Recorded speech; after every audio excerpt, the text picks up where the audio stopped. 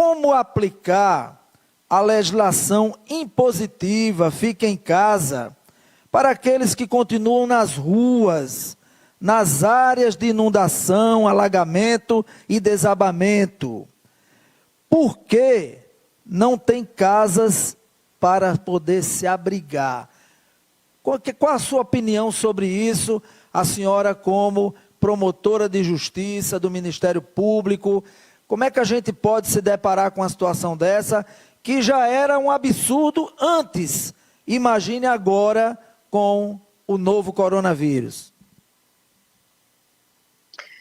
É verdade, viu, Fernando? É uma situação que cada vez mais a gente fica se perguntando como se a lei é para todos, se esses decretos, tanto municipal, estadual, como as leis federais, elas estão, de uma forma, tentando proteger a população dessa pandemia. Como é que você pode alistar essas pessoas que estão à margem da sociedade e que não têm condições de ser acolhidas em sua casa, ter o seu isolamento domiciliar, porque não tem casas. E o Ministério Público, através da promotoria, nós entramos com a ação civil pública, que está tramitando na 5ª Vara da Fazenda Pública aqui da capital, justamente com relação a esse tema.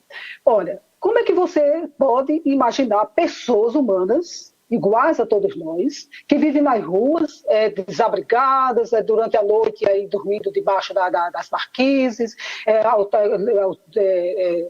sujeitos a todos os intempéries da natureza, à violência, que ficam ali, coitados, naquela situação. Por quê? Porque eles não têm moradia.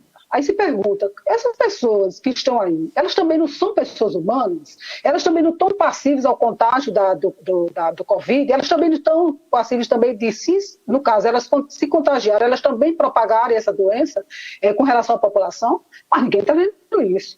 O senhor prefeito municipal, o que está se sentindo é que ele não tem nenhum, ele está completamente indiferente em relação a essa situação. Se não fosse a ajuda dos grupos voluntários, aqui em João Pessoa, a gente via que a situação ainda estava muito pior. Essas pessoas que estão nas ruas, no horário da noite, quando elas vão para as calçadas, elas vão procurar cuidar, se esconder a sua miséria dos olhos dos outros, que estão nas suas casas se protegendo, são esses grupos voluntários que vão até eles, vão levar o jantar, levar uma sopa, levar uma palavra de conforto. E o que a gente está sentindo também é que não existe por parte dos órgãos que trabalham juntamente com a Secretaria de Desenvolvimento Social um propósito de ajudar as pessoas, conscientizar essas pessoas também que elas precisam ser acolhidas. A resposta que nós temos em relação ao RUARTES, ao consultório da rua, é que essas pessoas estão na rua porque elas querem. Quantas vezes aqui eu estou aqui em frente ao computador e do telefone, pessoas pedindo para serem acolhidas. Existe, na realidade, alguns, não digo nem muitos, alguns que já estão naquela situação há muitos anos e que não sabem mais o que é viver numa casa.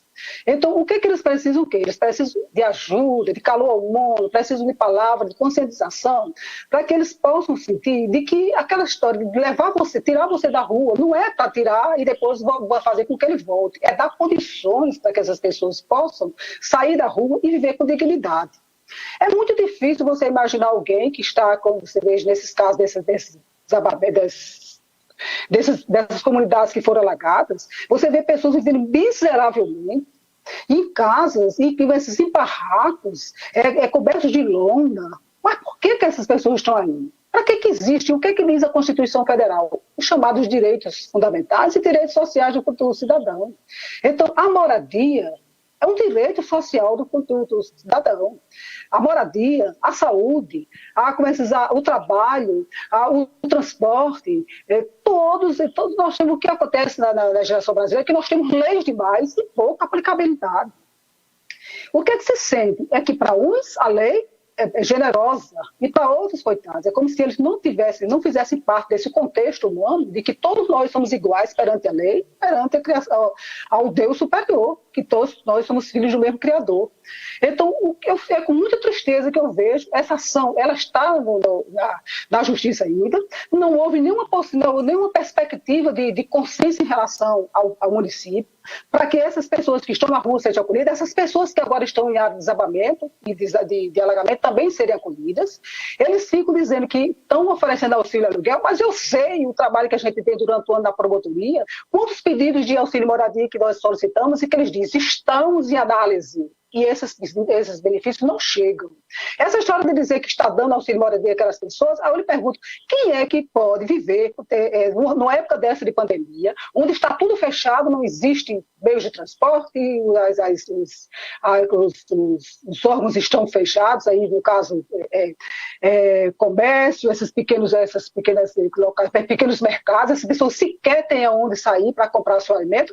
Como é que você tem condições com auxílio ao aluguel de 300 ou 350 reais alugar um imóvel nessa época? Quem é que vai ter imóvel disponível para alugar a centenas de pessoas que vão ficar desabrigadas durante esse período de chuva?